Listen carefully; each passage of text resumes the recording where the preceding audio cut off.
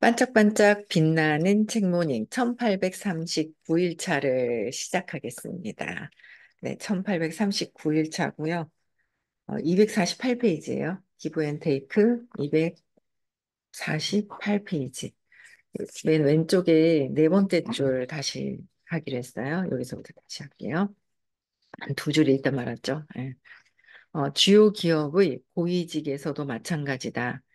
경영 전략 교수 이타이 스턴과 제임스 웨스트펠은 최근 미국의 산업 및 서비스 부분에서 350개 기업 경영진이 어떻게 이사회 임원까지 올라갔는지 알아보고자 연구를 진행했다.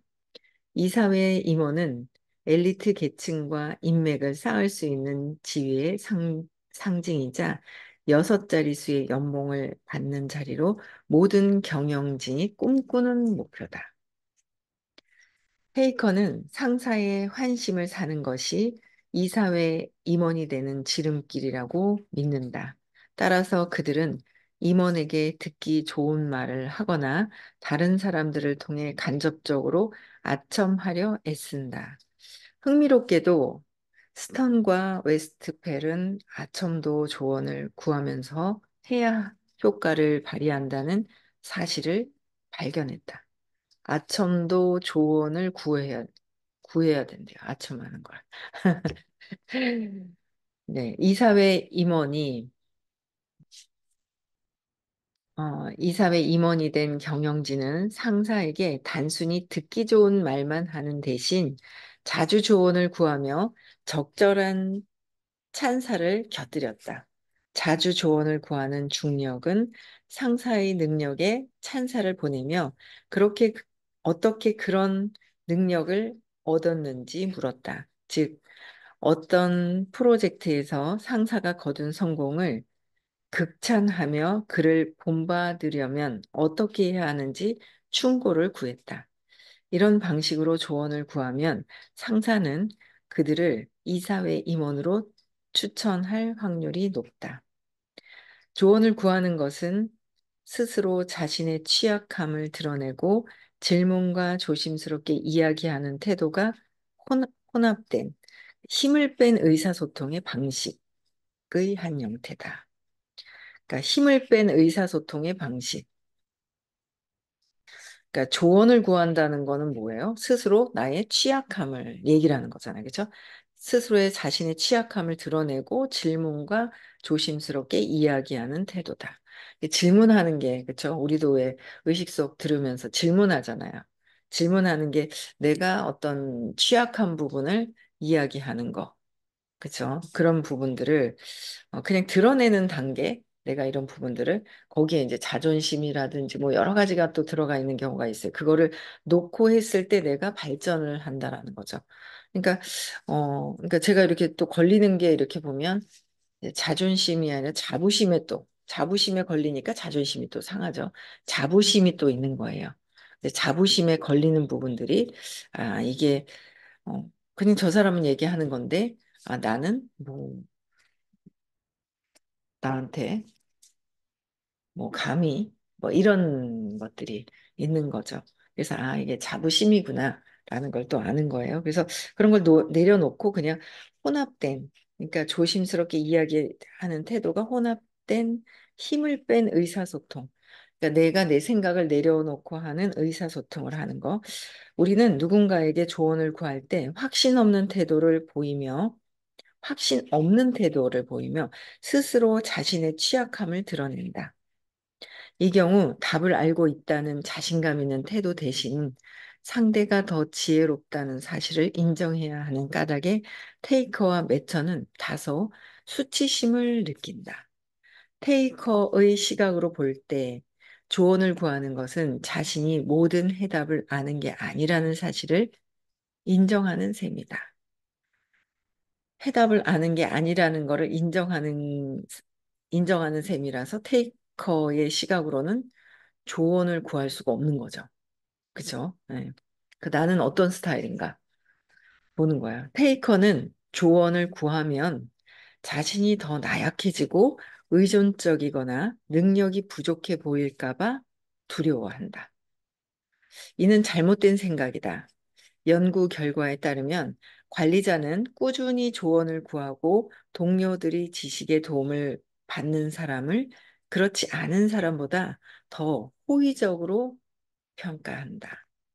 기본은 자아를 보호하거나 확신을 표현하는데 별로 관심이 없기 때문에 자신의 취약성을 드러내는데 주저함이 없다. 나 자신을 보통 보면 보호하려고 하는 마음이 되게 크거든요. 나를 보호하려고 하는 게. 근데 자아를 보호하거나 확신을 표현하는데 별로 관심이 없다는 거예요. 그냥 자신이 있겠죠. 자신이 있으니까 그냥 관심을 두지 않는 거예요. 그래서 그냥 취약함을 드러내는 것도 별로 뭐 지장이 없다. 주저함이 없다. 이들이 타인에게 조언을 구할 때는 진심으로 무언가를 배우고 싶다는 의미다. 진심으로 무언가를 배우고 싶을 때, 매처는 조금 다른 이유로 조언 구하기를 유보한다. 그들은 조언을 들으면 갚아야 할 빚을 지는 셈이라고 생각한다. 그죠? 그래서 뭔가 내가 부족한 거, 취약한 거를 그냥 얘기하면서 내가 달라질 수 있는 부분들이잖아요. 그렇죠? 또 볼게요. 조언을 구하는 행동에 네 가지의 장점이 있다. 조언을 차라리 구하는 게 낫다. 질문하는 것조차도 구하기 위해서 하는 거잖아요.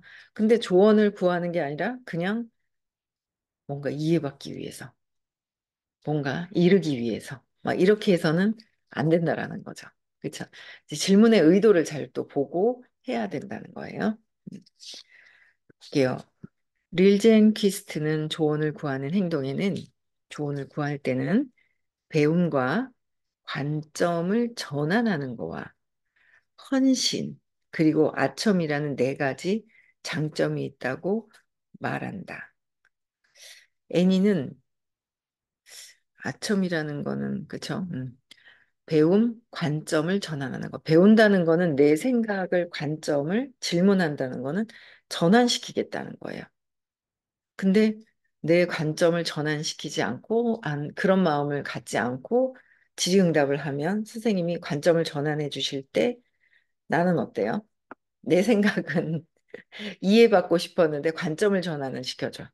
내가 맞는데, 내가 이해를 받고 싶은데 관점을 전환해주면 어때요? 싫은 거예요. 이해받지 못하고 왜 관점을 전환해? 그럼 다 내가 잘못했다는 거잖아. 다 내가 잘못했다는 거잖아. 하면서 안 하는 거죠. 근데 그게 아니라 그렇게 돼버리면 발전 가능성이 하나도 없다는 거죠. 다 이해받기만을 원하잖아요. 본인이 발전 가능성이 전혀 없다. 나는 달라진 게 없다는 거죠. 선생님 이해해 주실 수 있겠죠. 이해하고, 아이고, 그래, 그래. 그러고 뭐, 스폰서들 다 있잖아요. 뭔가 다 이해받기를 원하는 내 마음이 있다는 거죠. 근데 그게 아니라 내가 스폰서와 상담을 하고, 그 다음에 또, 선생님한테, 제일 큰 건 선생님한테 질문, 공부하시는 분들이 대다수니까, 그쵸? 질문하고 하는 거는 내가 배운다는 거, 관점을 전환시킨다는 거, 내 생각을 전환시키려고 하는 그 마음이 있어야 된다라는 거죠. 그래서 헌신, 처음은 또 볼게요.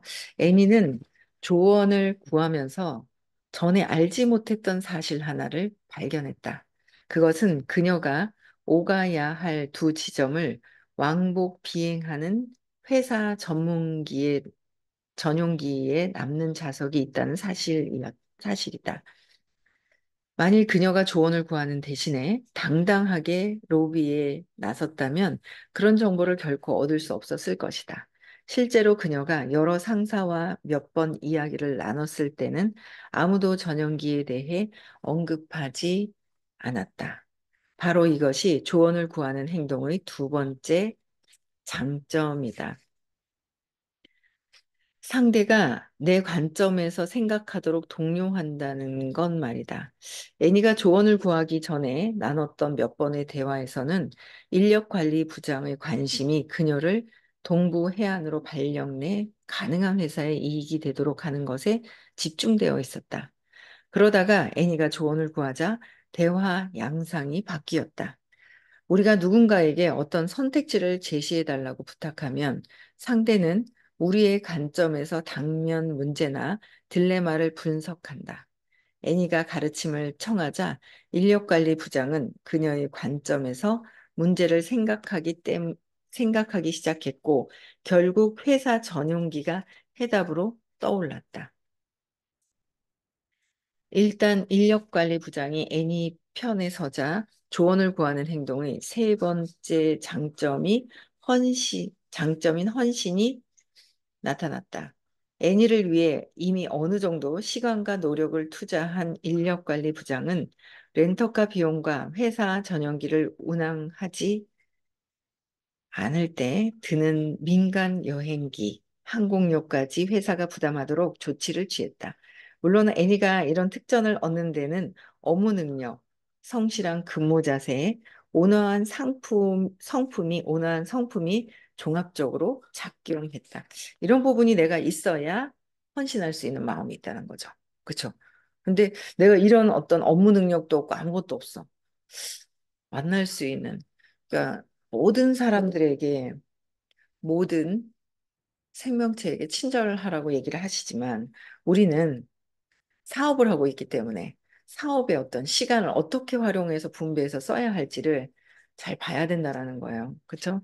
그랬을 때 내가 어, 업무 능력, 성실한 근무 자세, 온화한 상품, 상품이라고 자꾸 온화한 성품이 있느냐 이런 것들도 종합적으로 작용이 된다라는 거예요. 어쨌든 인력관리 부장이 회사 전용기에 그치지 않고 더 많은 것을 제공하려 한 이유를 분명하게 설명해주는 뛰어난 연구 결과가 있다. 반세기 전 심리학자 존 제커와 데이비스 랜디는 기하학 과제를 성공적으로 수행하면 사람들에게 보상을 해주는 실험을 진행했다. 실험에서 통제군 참가자는 최종 질무지를 작성하고 돈을 받는 것으로 모든 과정이 끝났지만 또 다른 그룹은 마지막에 연구자에게 이런 말을 들었다. 부탁 하나 해도 될까요? 실험 자금이 거의 바닥나서 제가 사비를 털어 실험을 계속 진행하고 있습니다.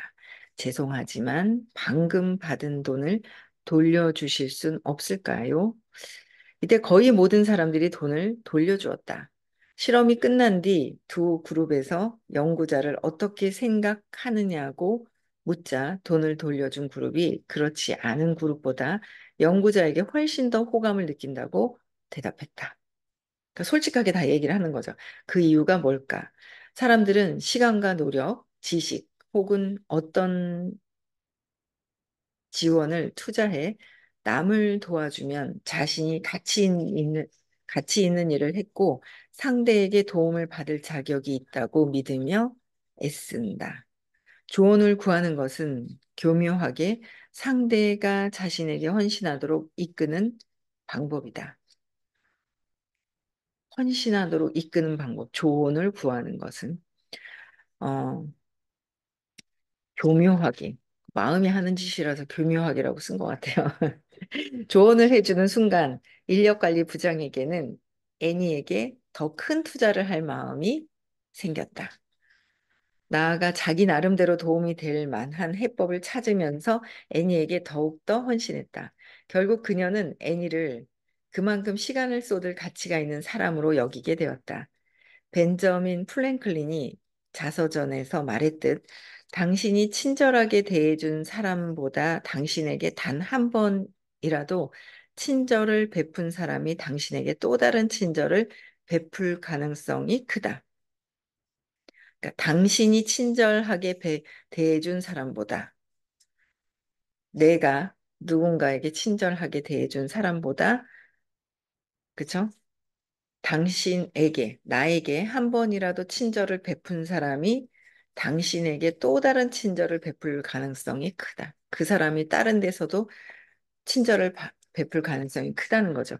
누군가에게 조언을 구하면 상대의 지식과 통찰력을 인정하고 존경한다는 뜻을 보여줌으로써 명망을 안겨주는 셈이다. 누군가에게 조언을 구하는 것은 뭐예요? 상대의 지식과 통찰력을 인정하고, 그죠? 존경한다는 뜻을 보여줌으로써 명망을 안겨주는 셈이다. 그랬어요. 이때 상대는 대부분 받은 대로 보답해야 한다고 생각해서 발음도 안 나오려고 그래요. 호의적으로 대한다. 뭔가 받은 나의 지식과 통찰력을 인정한다라는 그 느낌 때문에 존경한다라는 믿음이 있어서 그거를 보답해야 한다는 심리적인 것이 있다라는 거죠. 호의적으로 대한다라는 거. 서로 인지상정이라고 하죠. 서로. 그래서 어, 모든 것들이 제가 그래요, 제가 그래요. 그럴 것도 없다라는 거예요. 결국은 내 마음에서 일어나는 것들 저쪽으로 보내면 그게 다시 나한테 온다라는 거죠. 그렇죠. 그래서 오늘 또 하나 들었는데 진짜 23년도 거 강의를 들었어요. 듣다 보니까 선생님이 정말 많은 발전을 하셨는데 반복해서 반복해서 엄청 똑같은 얘기를 계속 해주시는데 참 이거 참 안 따랐구나 하는 그런 생각이 또 들더라고요. 그래서 내 생각, 내 안에 있는 것들을 밖에서 보는 거, 그것조차 알기는 알지만 내가 실천하고 경험하고 내 세상이구나라는 거를 또 이제 경험을 내가 받아들이고 이해했다고 하지만 듣기만 한 거지 완전히 이해가 된 게 아닌 거예요. 그쵸? 그래서 내가 저 사람이 이렇고 저렇고 하는 것은 없는 것 같아요. 그쵸? 내 안에서 해석하는 것밖에 없더라라는 그런 생각이 또 들더라고요. 그래서 여러분들이 조언을 구하는 그런 자세는 굉장히 중요하다. 배우겠다라는 마음, 관점을 전환을 하겠다라는 마음, 관점을 전환하겠다라는 마음을 갖지 않고 뭔가 그냥 이야기하고 수다를 떠는 거는 몰라도 그쵸? 수다 떨기 위한 조언을 구하기 위한 건지 그냥 뭔가 내 마음에 배울 것이 항상 배움을 갖고 배울 것이 있다라는 생각을 내가 갖고 있다면 아이한테도 배울 것이 있다라는 거죠. 그죠? 또 볼게요. 전기 작가 월터 아이작슨에 따르면 벤저민 플랭클린은 아첨의 수단으로 조언을 구했다고 한다. 아이작스는 플랭클린에게는 친구를 사귀는 기본적인 방침이 있었고, 그는 끊임없이 견해를 묻고 조언을 구함으로써 사람들의 자만심과 허영심에 호소했다고 기록했다.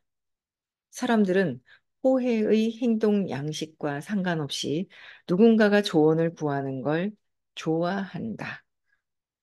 조언을 해주면 페이커는 자신이 중요한 사람이 되었다고 느끼고, 그러니까 조언을 해주면서 내가 중요한 사람이다라는 걸 생각하는 거야.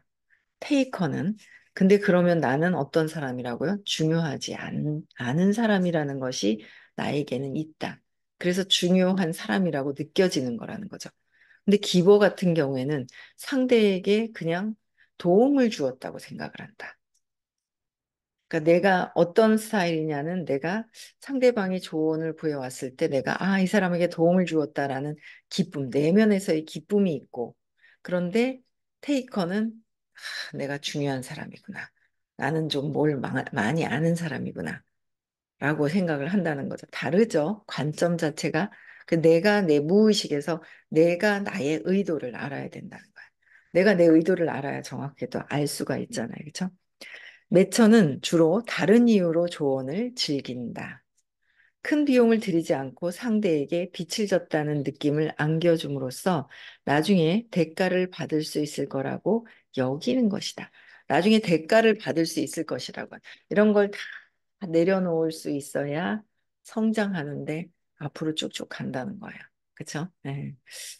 요새는 참 제가 몇 개 요새 선생님 강의를 요즘 좀 안 들었다가 듣는데 6개월 안에 6개 만들 수 있어! 이러고 막 이러시는 거예요. 저런 말씀을 하셨구나. 근데 왜 안 받아들였을까? 내가 막 그런 생각이 드는 거예요. 그러면서 또 듣는 거예요. 그럼 여기 무슨 핵심을 말씀을 하셨지? 그거를 다 담아서 그대로 알려드리고 싶은 마음도 있고, 아, 이게 내가 그걸 그대로 알려드려야 되겠다. 막 이런 마음이 또 막 드는 거예요. 모기가 지나갔어. 나도 모르게 살생을 하려고 막, 나도 모르게 박수를 치네요. 예, 도망갔어요, 근데. 못 잡았어요. 또 볼게요. 내가 그래서 기버냐, 매처냐, 테이커냐. 그러니까 정답이 뭘까? 어떻게 하면 다 성장을 할 수 있을까? 내가 근데 그 많은 사람들을 바꿀 수는 없어요. 나만 바꾸면 되는 거야. 내가 기버로서 그냥 알려주는 거에 대한 기쁨, 그죠? 알려드리는 것에 대한 내면에서의 행복감, 내가 그 느끼면 되는 거잖아요. 그죠? 내가 이랬어, 저랬어가 아니라 그런 부분들이 굉장히 중요한 것 같더라고요. 그래서 내가 기버로서의 어떻게 하고 있느냐, 그거를 봐야 되겠죠. 예, 그래서 놓아야 돼요. 힘을 뺀다. 내 생각을 놓아버려야 된다라는 거죠. 여기서 한 가지 짚고 넘어가야 할 것은 진심으로 조언을 구하지 않으면 아무 소용이 없다는 점이다. 그렇죠? 진심으로 조언을 구해야 되는데 그렇지 않으면 뭐예요? 자꾸 내 생각이 맞다라는 생각을 갖고 있다 보면 자존심 상하고 왜 이렇게 해야 되는데 저렇게 해야 할까? 여러 가지가 다 나온다라는 거야.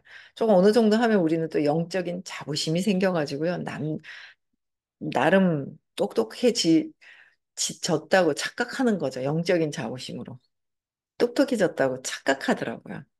제 자신 자체가 그런 거예요. 그래서 어, 릴젠 퀴스트의 연구 결과에 따르면 조언을 구하는 효과는 상대가 그 태도를 얼마나 진지하고 진정성 있게 받아들이는가에 따라 달라진다고 한다. 실험에서 릴젠키스트가 조언을 구하는 행동을 타인에게 영향력을 행사하는 전략으로 이용했을 때는 결과가 좋지 않았다. 어떻게요? 어, 조언을 구하는 행동을 타인에게 영향력을 행사하는 전략. 타인한테 내가 이렇게 영향력이 이렇게 있지라고 하는 거는 좋지 않았는데 조언을 부탁받은 상대가 조언을 구하는 사람을 테이커로 인식했기 때문이다. 조언을 부탁받은 상대가 조언을 구하는 사람을 내가 저 사람을 테이커로 인식을 한다는 거죠. 다른 꿍꿍이를 품고 한심을 사려 하는 것은 누구나 쉽게 알아차린다. 릴젠 퀴스트는 전략적으로 이미지를 조작하려 한다는 의욕을 사는 사람은 이기적이고 냉정하며 신뢰할 수 없는 사람으로 여겨질 가능성이 크다고 말한다. 이기적이고 냉정하며 신뢰할 수 없는 사람으로 여겨질 가능성이 크다. 릴젠 퀴스트 연구에서 기버는 다른 사람과 다른 사람의 시각과 권고에 관심이 있고 남의 이야기를 잘 들어주는 것으로 평가한다. 남의 이야기를 잘 들어주는 것. 그죠? 기본은 나는 힘을 뺀 의사소통 방식에도 같은 원리가 적용된다고 믿는다. 힘을 뺀 의사소통. 그게 뭐예요? 내 신념을 내려놓고, 내 생각을 내려놓고, 놓아버리고, 항복하고, 그리고 듣는다. 그죠? 계속 그렇게 들으면 좋을 것 같아요. 그래서 방식 역시 타인의 이익을 우선시하고 진실하게 행동하는 기버에게만 효과가 있다. 청중 앞에서 이야기할 때 기버는 단순히 명망을 얻기 위해서가 아니라 청중과 진정한 교감을 나누고자 스스로 취약점을 드러낸다. 진정한 교감을 느끼고 싶어 한다라는 거죠. 그러니까 계속 발전해야 되는 거예요. 물건을 팔 때도 고객에게 무언가를 얻기 위해서라기보다 진정으로 상대를 돕기 위해 질문을 한다. 무언가를 얻기 위해서가 아니라 진짜 진정으로 상대를 돕기 위한 질문을 해야 된다. 진정으로 상대를 돕기 위한 질문. 설득과 협상에서도 마찬가지다. 기본은 상대의 관점과 아이디어를 진정으로 가치 있게 여김으로 조심스럽게 말하고 조언을 구한다. 힘을 뺀 의사소통 방식은 많은 기버에게 자연스러운 언어이자 그들을 성공으로 이끄는 숨은 원동력이다. 스스로 약점을 드러내는 것, 질문하는 것, 조심스럽게 말하는 것, 조언을 구하는 것은 단지 영향력을 얻는 문을 열어줄 뿐이지 그 영향력은 인맥 쌓기나 동료들과의 협업 등 일과 삶 전체에 울려 퍼진다. 물론 모든 기버가 힘을 뺀 의사소통 방식을 사용하는 건 아니지만 이 방식을 자주 사용하는 사람은 신뢰와 화합을 구축할 때 그것이 얼마나 유용한지 잘 안다. 어떻게 해요? 힘을 뺀 의사소통 방식이 굉장히 중요하다라는 거야. 결국 신념을 신념을 찾아서 놓고 놓아야 된다라는 거죠. 신념을 찾아서 놓아야 내가 힘을 뺀 그냥 하염없이 그냥 그대로 들을 수 있고 진짜 진정으로 도와줄 수 있는 그 진심이 그 마음이 나온다라는 거죠. 그렇죠. 그래서 어, 신념을 끊임없이 찾아서 세상에서 걸리는 거 안에서 내 안의 문제를 계속 끊임없이 찾아야 된다는 거죠. 네, 저는 여기까지 하고요. 오늘이 일요일이네요, 그렇죠? 네, 다음 주 화요일도 내일 추석인가 봐요, 그렇죠? 네, 저는 애들 다 만났어요, 다 만나고 명절 뭐 그냥 아이들 먼저 이제 다 만나고 어른들은 직계 어른들은 안 계셔가지고. 이제 산소도 오늘 내일은 못 갈 것 같고요. 지나고 가야 될 것 같고 그렇죠. 네, 그래서 한 바퀴 휙 두르는 거는 너무 차가 막힐 것 같아서 그래요. 그래서 오늘 또 많이들 가족들 모여가지고 또 음식 하시는 분들 많죠. 즐거운 마음으로 아시겠죠? 음식할 때 사랑을 가득 넣어서 행복한 맛있게 먹는 상상을 하시면서 즐겁게 해야 음식이 맛있어집니다. 한 가지 추가 양념은 사랑입니다. 그렇죠? 듬뿍 넣으셔가지고 맛있게 만드시고요. 네, 내일 또 한가위 추석도 잘 보내시고요. 오늘은 어쨌든 내일 또 해요. 추석날 합니다. 그렇기 때문에 추석에도 합니다. 네. 그래서 오늘 맛있게 즐겁게 음식 만드시고요. 내일 뵐게요. 네. 끝나고 명상도 있습니다. 그래서 명상 그대로 하시면 좋을 것 같고요. 다음 주 토요일 날 네, 서울에서 수업이 있고 11월 11일 날 깨달음 시크릿 네. 입금하는 날입니다. 네. 저는 여기까지 하고요. 인사하고 마칠게요. 네. 시작.